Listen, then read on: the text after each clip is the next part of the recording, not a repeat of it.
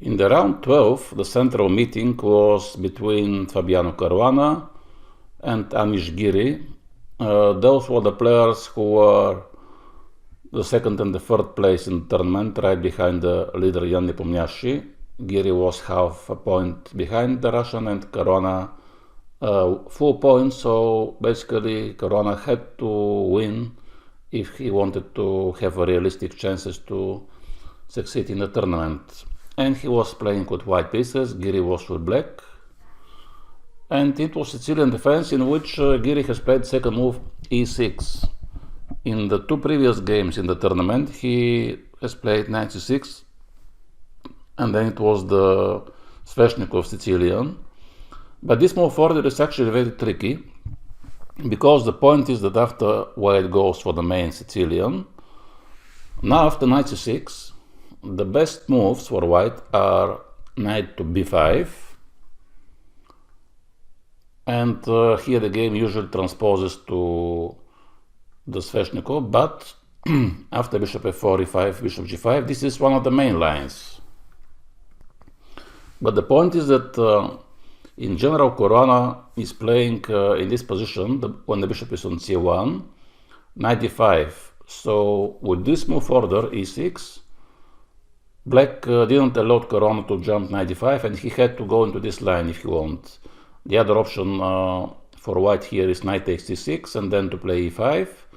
But instead, the American decided to play the move a3, which is simply an attempt to avoid all those theoretical lines. And now the game is transposing into the main lines of the scheveningen system, in which normally white has to castle and then to play f4 and queen e1. And this is a very, very popular line, but instead, again, after a3, Caruana decided to surprise his opponent. He played a queen d3, which turned out to be a novelty. Normally the queen has to go to g3 via e1. From here, it's not exactly clear what white wants to do, and black simply is playing some natural moves. And now he decided to play e5, which is in general a common reply in similar positions. He wants to attack the knight and he wants to exchange one pawn. The other option for black is to prepare a6 and b5, but perhaps I guess Giri thought that since white has played already a3, there is no point to prepare b5, and better is to just open the game into the center. Now white took on c6, which is a rare actually thing. Normally in those kind of positions after e5, white prefers to go to b3 or to b5 to attack the pawn. Knight c6 is a little bit strange move to me, because this is in general good for black. The pawn is moving towards the center, and then it's defended the d5 where usually the knight wants to jump, and also it opens the b5 for the rook to attack the pawn on b2. And now white has castled. So what is the plan for white? He wants to push most of the time f5, and then to push eventually g4, g5, f6 or g6. That's why usually in these positions black takes on f4, and now he goes bishop to e6. There were some other good moves like knight g4 or bishop g4, but Giri decided to play more safe. Now queen g3, and it was very funny here during the game. Many top players were surprised what was the recommendation of the engine, because the engine was showing a move like h5, claiming to be the best for black. But I don't think that anyone would realistically think about h5 here with black. Giri decided to sacrifice the pawn. And okay, what is the idea? The idea is that now if white takes, after this check, and eventually black will take the pawn on b2, and then the knight is hanging, the pawn is hanging, so black is already slightly better. Rook d1, of course, white is pressing the pawn on d6, rook e8, king h1. And now queen b8 is defending the pawn and attacking the pawn on b2. Probably here white should have played b3. I think b3 is the most natural move to take control of the square c4. b4 is too aggressive, but in Sicilian white has to attack on the king side, not on the queen side. And after b4, black already managed to get this very, very nice outpost for his knight on e5. Now b5. This shows what was the idea of Caruana. He wants to exchange this c-pawn and then to jump with his knight to d5. But now he opens the c-file, and I think he has more problems than black, because now when black defends the bishop, and I don't see any problems for black, and white has now weak pawn on c2, which he has to defend. Probably here white had to play c4, but he played c3, and after rook c8, it's not easy to find what to do. Of course, if you want to make a draw, yes, white can start now exchanging pieces, and this should be a draw, but if you want to win, it's not easy to see a plan. And now, from here, black started to play very well. Bishop h4 was a good move. What was the idea of this move? Now, first of all, of course, black has to defend the pawn on a7, which was hanging. He's covering the diagonal, attacking the knight. White has to play c4, and now, very good idea was h6. Black wants to play bishop to g5 and to trade the dark square bishops. And white cannot avoid it because the rook on c1 is hanging. And after this, we see that white has now very passive bishop on e2. He has a weak pawn. Okay, he has a good knight, but black can always take this knight. Now black has to defend the g pawn, and he just takes the knight. And now white has to decide with which pawn to take. He prefers to take with the e pawn, but this is leaving the pawn on c4, I think, weak. From the other hand, if he takes to the c pawn, then black will control the c file. So it's not easy to understand what is better. And now after knight f4, we see that black has a very good knight, which has actually even two good outposts, f4 and e5. And now simply black wants to take the bishop and take the pawn. But first he is defending the a7 pawn. This is allowing white also to defend the c pawn. And after queen e8, now the idea of this move is that first of all it's attacking the bishop, but also the queen can go to a4. From here it will attack both pawns to a3 and c4. And bishop f3 was played.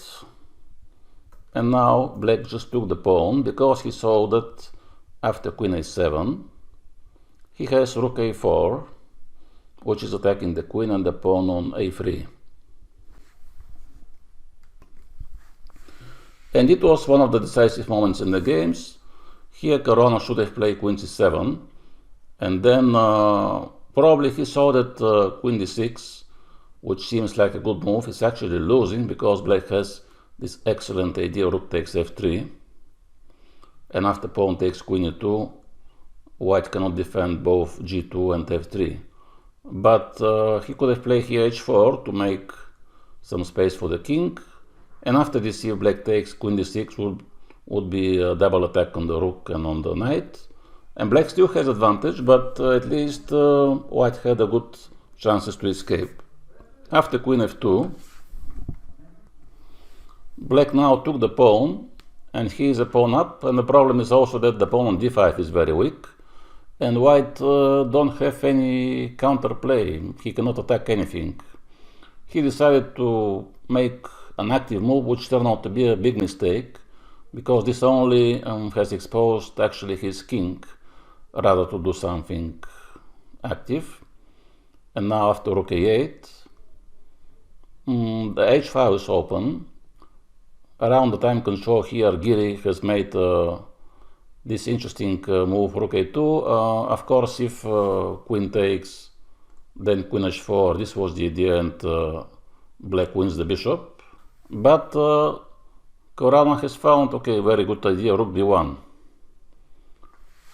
Now black cannot take the queen, obviously, because of this surprising checkmate.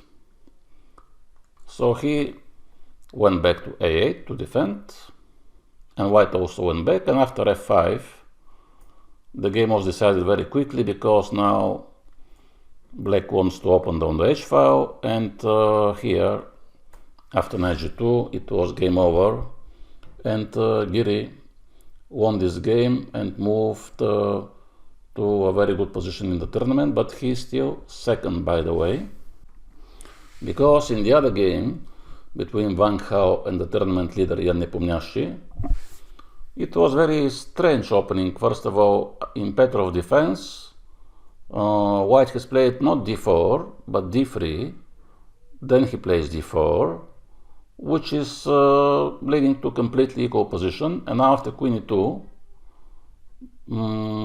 white simply has exchanged the queens, and most people thought that this would be a quick draw, but after h6, now the game continued. Normally, when two super GMs are playing such a line, they're just happy to make a quick draw, but here, first of all, white managed to get the pair of bishops, which is good for him. Then he developed, not sure that the bishop had to go to h3, maybe d3 seems to me that it's okay, but white has a slightly more pleasant position, but there is nothing okay, too dramatic for black as well. And while white was busy to defend all those squares with his pawns, he thought that it will be a long game and he has time to do this, but at some moment around here, already white has to decide, is he playing for a draw or is he playing for a win? Because if he wants to make a draw, he can just exchange everything, like he can take here and then here and then f4, and the idea is knight d2, knight f3, so probably black has to play g5, and then the game is very simple for white, and there is no risk that white can lose the game. He played bishop e3, and slowly, then bishop d2 was a very strange move, and after c5, black already has some kind of plan to attack now those pawns, because this is a weak pawn. Knight c5 could be coming to attack the b3 pawn, and okay, it was a very long game, and in the end it was a very strange end of the game.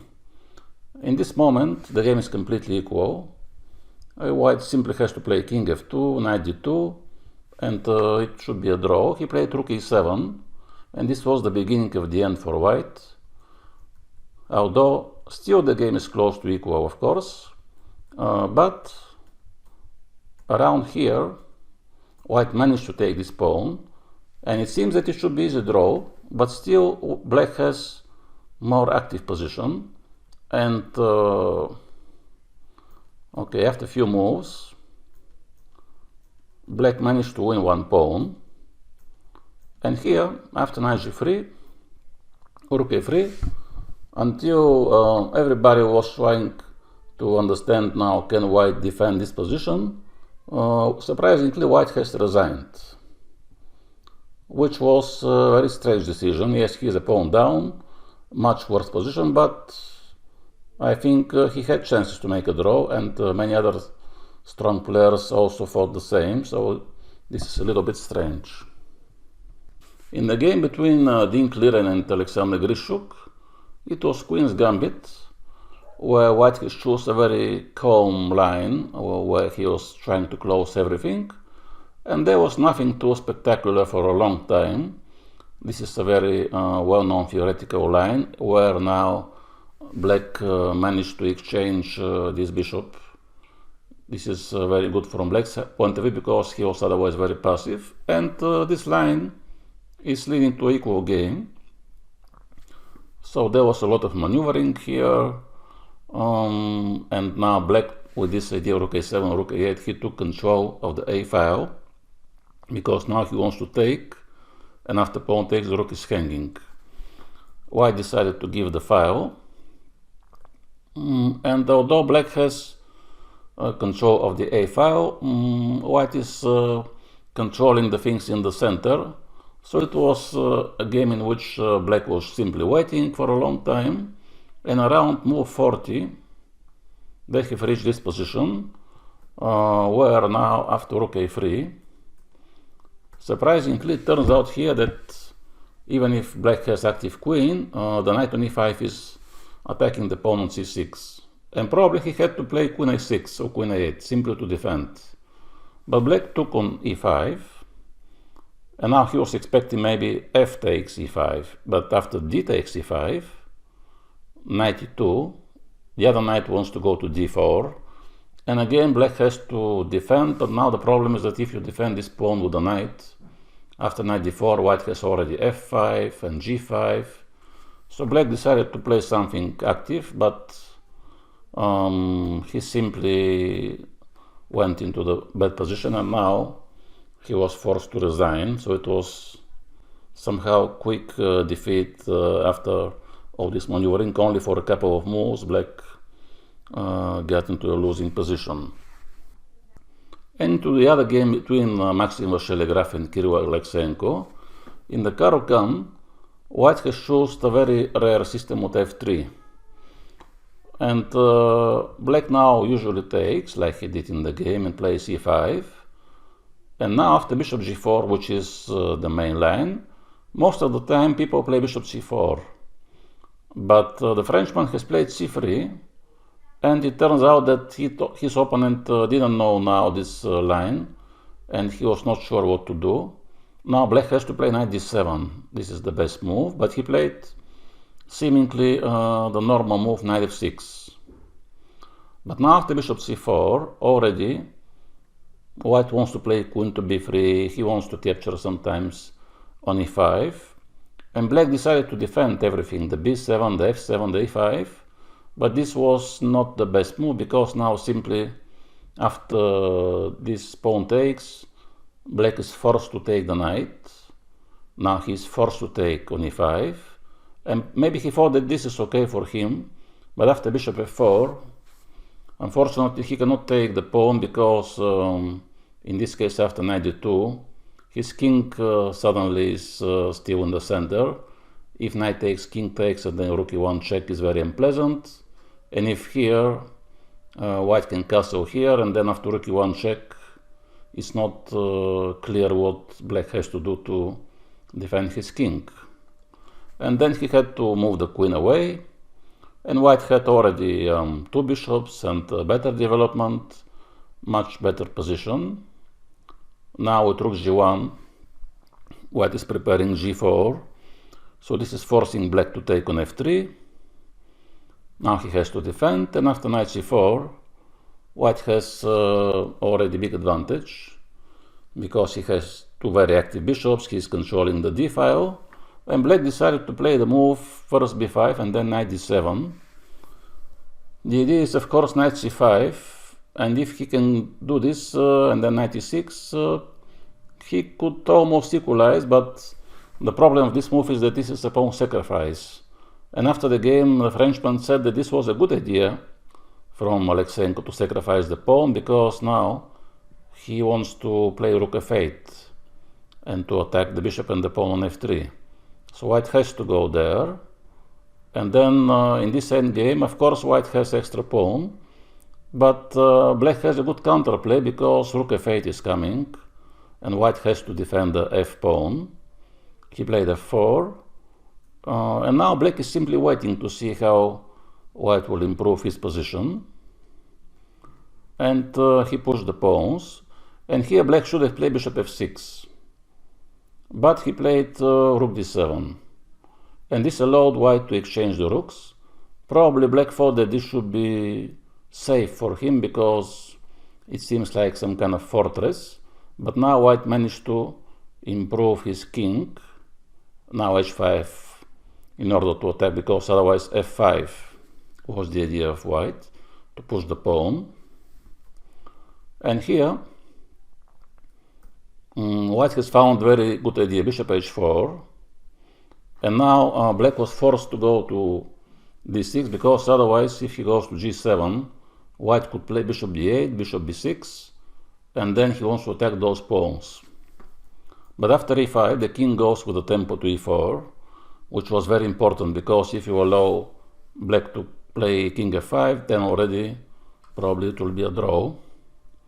And now here black has resigned, because now white wants to play bishop f8 and bishop d6, so the bishop has to stay on this diagonal.